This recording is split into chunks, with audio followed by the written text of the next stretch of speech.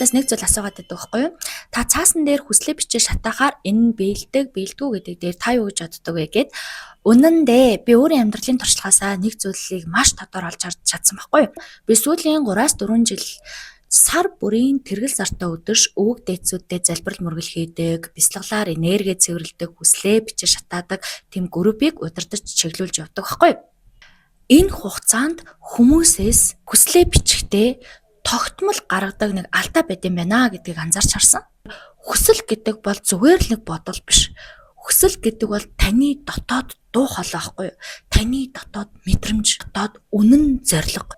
Хэрвээ та өөрийгөө маш сайн мэдэрч сонсож чаддаг бол таны хүсэл аяанда тоовч, тодорхой, зэгцтэй, зоригтой болдог. Тэгэхээр ингээд хүслээ цаасан дээр бичихтэй айл хэдийн бэлдсэн юм шиг бичээд байдаг нь асуудалтай.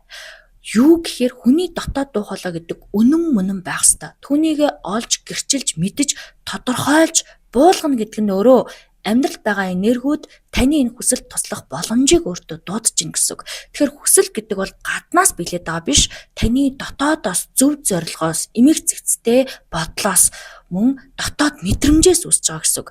Өөрийнхөө яг хүсэхгүй байгаа зүйлээ зүгээр ямар ч ухамсаргүйгээр бичнэ гэдэг бол энэ хүслийг дуудахад ямар ч өр нөлөөгүй. Харин эсвэргээрээ өөрийн бичиж байгаа үг бүрийг эд эс бүрээр нь ойлгож, ухамсарлаж, зорилгоо маш тодорхой мэдж байгаа хүний хүсэл нь өөрөө тэнгэр доддог. Зорилгоо тодорхойлно гэдэг нь дүр эсгээд ямар нэгэн зүйл бичээ суух нь гэхээс илүүтэйгээр үнэн дуу хоолойгоо сонсож сурах. Мэдэрч тэр мэдрэмж энерги цаасан дээр буулгаж энерги бодит болгосноор таны амьдралд ирэх боломжийн хаалгуудыг та нэг түлхүүр нь олж өгдөг.